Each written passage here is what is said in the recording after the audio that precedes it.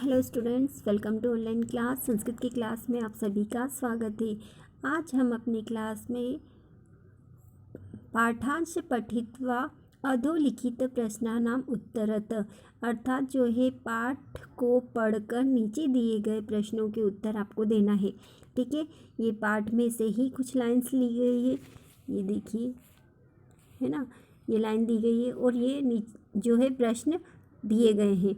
तो इस पाठ का जो लाइंस दी गई है उनको आपको ध्यान से पढ़ना है और जो प्रश्न पूछे गए हैं उनके उत्तर आपको इसी के अंदर मिलेंगे। ठीक है, तो जैसे कि आपको ये लाइन दी गई है, मैं आपको प्रश्न के आधार पर हम आंसर्स को ढूंढना सीखते हैं।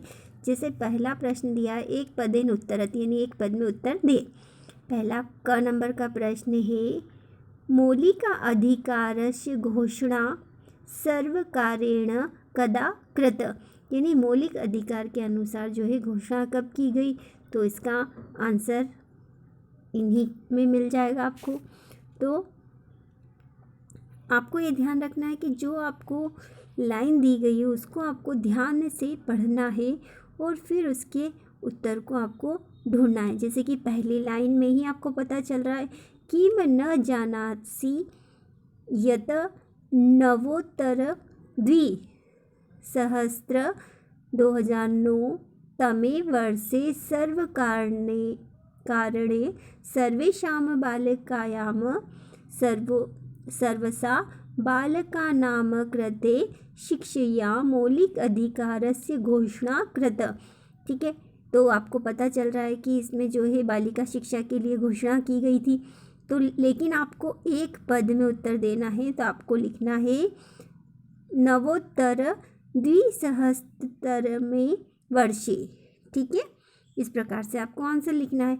जैसे कि ख नंबर का प्रश्न है, गणवेशम सशुल्कम निशुल्कम वा, है ना, गणवेशम यानी जो है यूनिफॉर्म कैसे प्राप्त होती है ना, तो निशुल्कम किस प्रकार से प्राप्त हो करवाई जाती है, तो निशुल्कम गणवेश प्राप्त की जाती है।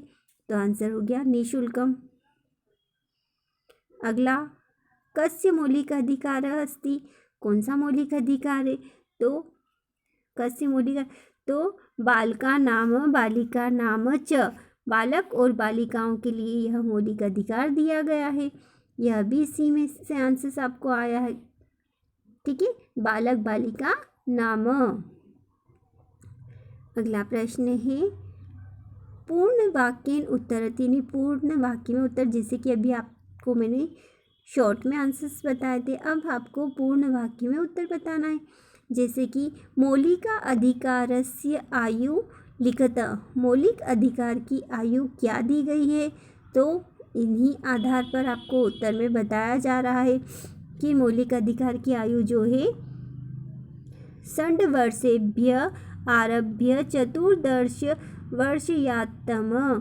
ठीक है, यह इसमें बताया गया है। जो इसमें बताया गया है उसी के आधार पर आपको उत्तर देना है। अगला प्रश्न है, सर्व कारणे किम किम निशुल्कम प्राप्तवन्ति, तो इसका आंसर दिया गया है, ये यहाँ से इसी पैराग्राफ के अंतर्गत ही प्राप्त हो रहा है कि सर्व कार्य के लिए, सभी कार्यों के लिए निःशुल्क क्या प्राप्त किया जा रहा है, तो शिक्षा, गणवेशम, पुस्तकानि, पुस्तकार्युतम, पादपत्राणम, मध्याह्न भोजनम, छात्रवृत्ति निःशुल्कम प्राप्तवन्ति। ठीक है, ये लास्ट वाली लाइन में आपको इसका आंसर मिल गया। अगला प्रश्न आपको दे रखा है, ये ग्रामर के आधार पर है ना। जैसे कि संधि विच्छेद कृत्यात्, संधि विच्छेद करना है इन तीनों शब्दों का। तो दे रखा है कामपि, तो काम धन अपि, काम अपि। जैसे कार्यार्थम, तो कार्य धन अर्थम, कार्यार्थम। ठीक है, कर्मार्थम, कर्म धन अर्थम। इस प्रकार से आपको ये देखिए आंसर्स भी इसके सारे नीचे लिखे हुए हैं और प्रश्न भी ऊपर दिए गए। पूरे पैराग्राफ को ध्यान से पढ़कर आपको इनके आंसर्स देने रहते हैं। आपको ये समझ में आ गए होंगे। आप अपनी जो है कॉपी में इन्हें अच्छे से नोट कर लीजिएगा। ओके।